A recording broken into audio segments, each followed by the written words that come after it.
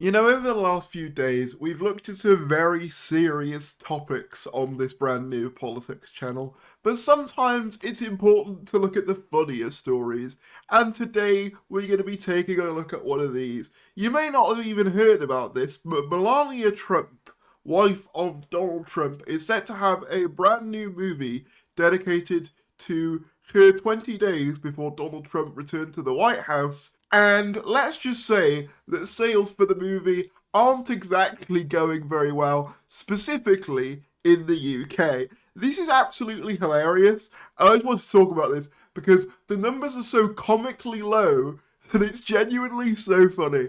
But subscribe if you're new, that'd be greatly appreciated. Any support would really, really help me out. But with that said, let's get right into it. Melania documentary struggles in UK cinemas as View admits sales are soft. Only one ticket sold for premiere of film about US First Lady at View's flagship London branch as insiders question launch strategy. One ticket! That's so funny. Sorry. You know, serious film, guys. You know, this is a serious documentary. As film exhibitor strategies go, counter-programming is one of the most reliable. It worked for The Dark Knight and Mamma Mia, released in the US the same day in 2008, as well as for Dunkirk and Girls Trip in 2017. 2023, Barbie and Oppenheimer leveraged the tactics to the tune of $2.5 billion in the combined box office takings. This week, we could see another example as Amazon releases its authorized documentary about Melania Trump in more than 100 UK cinemas. There it will compete against an already electric slate of releases, including the Jason Statham action film Shelter, the ape horror primate Bradley Cooper's comedy drama Is This Thing On, and Richard Linklater's Jean-Luc Godard fixalization Nouvelle Vague. I'm definitely pronouncing that wrong. UK ticket sales for Melania are so far soft, according to Tim Richards, chief executive of View, one of the country's biggest cinema operators. Just one ticket had been sold for the first 3:10 p.m. screening on Friday at its flagship Islington branch in London, while two have been booked for 6 p.m. At the time of publication, all seats remained available for the 28 screenings of Melania at the Blackburn, Castleford and Hamilton branches. The picture was slightly rosier at Cineworld in Wandsworth, which had sold 4 whole tickets, guys, while 5 back row seats were also booked in Cineworld Broughton. Richards told The Telegraph he had received a considerable number of emails from the public criticising the View's decision to screen the film. If it is BBFC approved, we will look at them and 99% of the time we will show it, he said. We do not play judge and jury to censor movies. One industry analyst told The Guardian they suspected the underlying strategy was forewalling, meaning distributors pay a set fee to each cinema if they agree to play a certain title. This would explain why so many exhibitors, which usually adopt a revenue-sharing model, have agreed to take on a movie with such modest financial prospects at a time when award-nominated films are vying for screen time. I'd be amazed if box office gets reported for this title, added the pundit, who wished to remain anonymous. The Guardian has contacted Comscore, the body that tracks UK box office performance, for confirmation. Amazon's NGM Studios bought the rights to this film for $40 million, £30 million, which reportedly included a considerable sum to the subject of the film, and is spending $35 million on a global marketing push. So that's, what, $75 million total spent on this?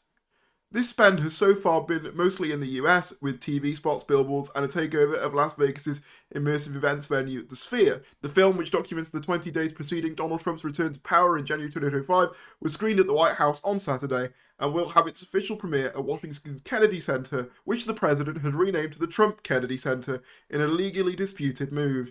God, he's such a twat. Anyway, on Thursday before it's released in 27 countries. At the start of the month, Box Office Pro estimated Melania would take between 1 million and 2 million during its opening weekend, but this week, the National Research Group estimated takings of $5 million domestically. That is still woefully low for a film with the budget of $75 million. That's insane.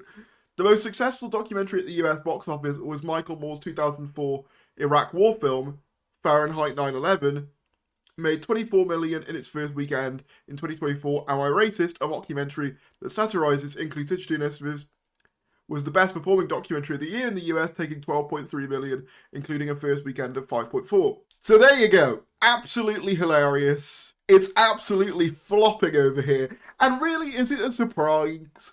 Like, I don't think much of the UK is in the mood for a puff piece about Donald Trump's wife. Like, I just don't think that we're really in the mood for this right now.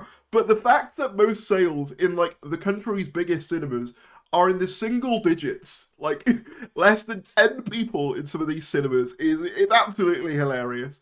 I guess the saying really should be, go unwoke, go broke.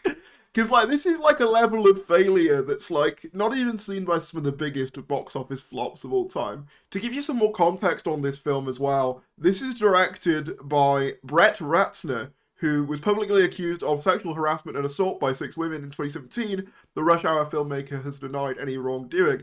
Now, it's interesting the relationship here, because Trump has called for more Rush Hour films, and he basically seems to be leveraging Brett Ratner, and Brett Ratner seems to be leveraging the president and making this Melania movie in order to basically force his way back into the industry by basically using Trump as a means to go, let this guy back in to make more movies or you'll face consequences, studios. That seems to be the vibe that it's going for. So not only is this movie just incredibly tone deaf and, like, you know, no one wants to go see it, but it also, the only reason it exists is out of, like, Trump's ego and an obligation on the director's end to honour that, but also him hoping that it's basically his way back into the industry, which it won't be. I'm pretty confident that after this bombs spectacularly, which it will, no one is going to want to work with this guy. Yeah, a bit of a lighter story for you guys today, but I just had to cover this because it's so hilarious. Let me know who you guys think was the one person who bought a ticket at The View's Premier London branch. My money is on Nigel Farage, personally. Either him or, I don't know, maybe Piers Morgan. Maybe he goes along, you know, to the premiere. That's the thing, it's the premiere showing, the first showing in the UK as well. One ticket. Sorry, it's just too funny. Let me know what you guys think. If you did enjoy this more chill video, let me know. Thanks for watching, and I'll see you later.